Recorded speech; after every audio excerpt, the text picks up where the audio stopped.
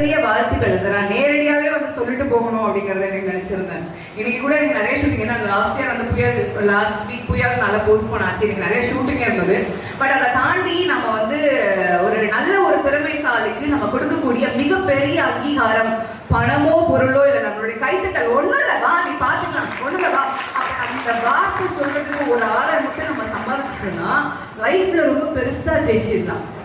So இதெல்லாம் வந்துட்டு அவங்க வந்து ரொம்ப சிறப்பாக பண்ணிட்டு இருக்காங்க. இன்னைக்கு சூழல்ல ஒரு ஒரு விஷயம் இருக்குங்க. நம்ம நல்ல கடினமா உழைச்சிட்டே இருக்கோம். ஒண்ணுல என் வீட்டு பக்கத்துல பூக்கா இருக்கா, இப்போ ஒரே பூ கட்டிட்டே தான் இருக்காங்க. கடினமா உழைக்கிறாங்க, டெய்லி உழைக்கிறாங்க. பெருசா என்ன சம்பாதிச்சாங்க தெரியல. எனக்கு கிளாஸ் எடுத்த லெக்சரர் இப்போ வரையும் நிறைய ஸ்டூடெண்ட்ஸ்க்கு எடுத்துட்டு இருக்காரு. அவரோட நான் நிறைய தான் சம்பாதிக்கிறேன். படிச்சா நீ பெரிய ஆள் ஆயிடலாம், படிச்சா நீ பெரிய ஆள் ஆயிடலாம். ஓகே, படிச்சுட்டாங்க. அவங்க எவ்வளவு கோடி சொத்து வச்சிருக்காங்க தெரியல. உலகம் ஃபுல்லா வந்துட்டு உங்க ஜாதகம் இப்படி இருக்கும், உங்க ஜாதகம் அப்படி இருக்கும், ஜோசியக்காரர் சொல்லுவாரு. அவரோட லைஃப்ல எவ்வளவு செட்டில் ஆயிருக்காரு தெரியாது. இங்க எல்லாமே வந்துட்டு சில விஷயங்களை நம்ம பிளைண்டா நம்பிட்டு இருக்கோம். பட் ஆனா கடின உழைப்புக்கும் ஸ்மார்ட் ஒர்க்குக்கும் நிறைய டிஃப்ரெண்ட் இருக்கு. ஒண்ணும் இல்ல, ஒரு ஒரு ஒரு சிட்டில வளர்க்கப்பட்ட ஒரு நாய், அந்த நாய் வழி தவறி ஒரு காட்டுக்குள்ள போயிடுச்சு. இப்போ தூரத்துல வந்து பாக்குது, ஒரு சிங்கத்தை பாக்குது. அந்த சிங்கம் பயங்கர பசியா இருக்கு.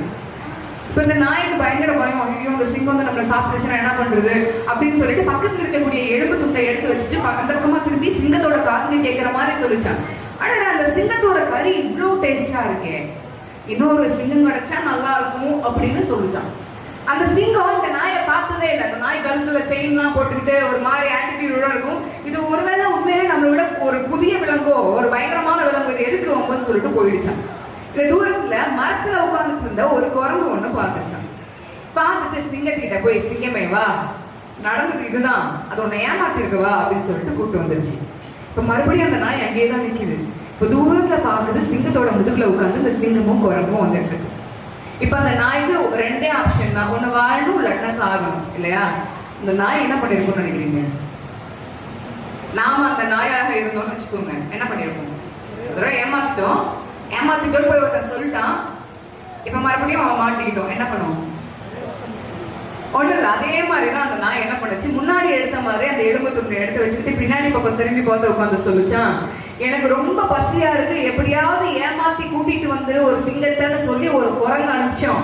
போன குரங்கையும் காணா, சிங்கத்தையும் காணான்னு சொல்லிச்சான்.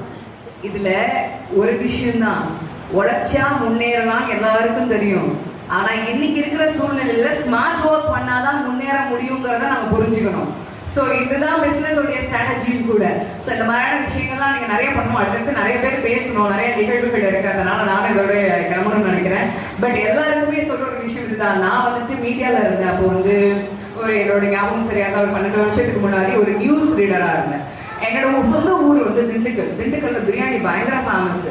அங்க வந்து நான் காலேஜ் எல்லாம் படிச்சு முடிச்சுட்டு பார்ட் டைம் வேலைக்கு போயிட்டு அந்த காசை வாங்கி ஃபீஸ் கட்டின புள்ளதான் நான். எங்க அப்பா வந்து நெசவு வேலை பார்த்தாங்க.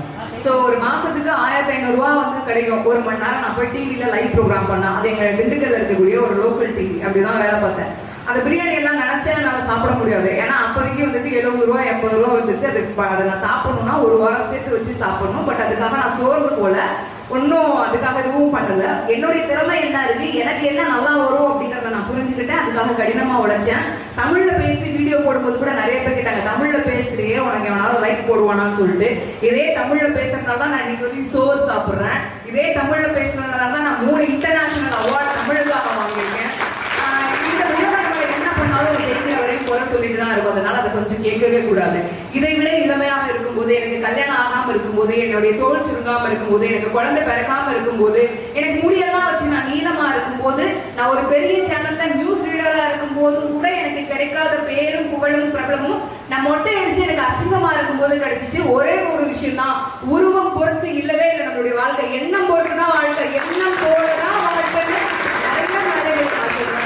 நாம நம்மளுடைய எண்ணங்களை உயர்வாகவும் தெளிவாகவும் சந்தோஷமாகவும் வச்சுக்கக்கூடிய பட்சத்துல கடவுள் நமக்கு எல்லா வரங்களையும் கண்டிப்பா கொடுப்பாரு. வித்தாய் மலர் கொத்தாய், உயிர் கொடுத்தாய், என்னை வளர்த்தாய், கல்வி கற்பித்தாய், அன்னம் கொடுத்தாய், இதயம் மலர்வித்தாய், என்னை மகிழ்வித்தாய், வாழ்க்கை நிலைத்தாய், ஊரை காத்தாய், உயர்ந்தாய், சிறந்தாய், நின்றாய், அவள் தான் என் தமிழ் தாய், என் தமிழ் தாய், என் தமிழ் தாய் என்று சொல்லி வாய்ப்பிற்கு நன்றி பாராட்டி. Thank you so much, Diamond, for such an amazing take the speech or a small token of love. Actually பார்த்தீங்கன்னா மேம் சொன்ன மாதிரி 2020ல என் அன்பு தோழி கார்த்திகாயினி மேம் அவங்க என்ன சொன்னாங்கன்னா மதுரையில் வந்து ஒரு ஃபங்க்ஷன் பண்ணாங்க. Ma'am please come on the stage. அந்த ஃபங்க்ஷனுக்கு நம்ம லயா மேம் தான் வந்து சீஃப் கெஸ்டாக வந்திருந்தாங்க. நான் ரொம்ப வருஷமா தனியாக போராடி ஓடி ஜெயிச்சுட்டு இருக்கிற வெறியோட எல்லாமே செஞ்சுட்டு இருக்கேன். அப்போ நிறைய ஸ்கூல்ஸ்ல சின்ன சின்ன விருதுகள் வாங்குவோம், பரிசுகள் வாங்குவோம். அது மாதிரி தான் ஒரு அங்கீகரிக்கப்பட்ட ஒரு அடையாளமா என்னுடைய ஜெனித் அகாடமிக்கு பெஸ்ட் அகாடமி அவார்டு வந்து நான் லயா மேம் கையால 2020ல வாங்கினேன். ஒரு படத்துல ரஜினிக்கு வந்து அவங்க பணத்தை புரிய வைக்கணுங்கிறதுக்காக வேண்டி நிறைய பணத்தை கொடுத்து செலவு பண்ண சொல்லுவாங்க பாத்தீங்களா.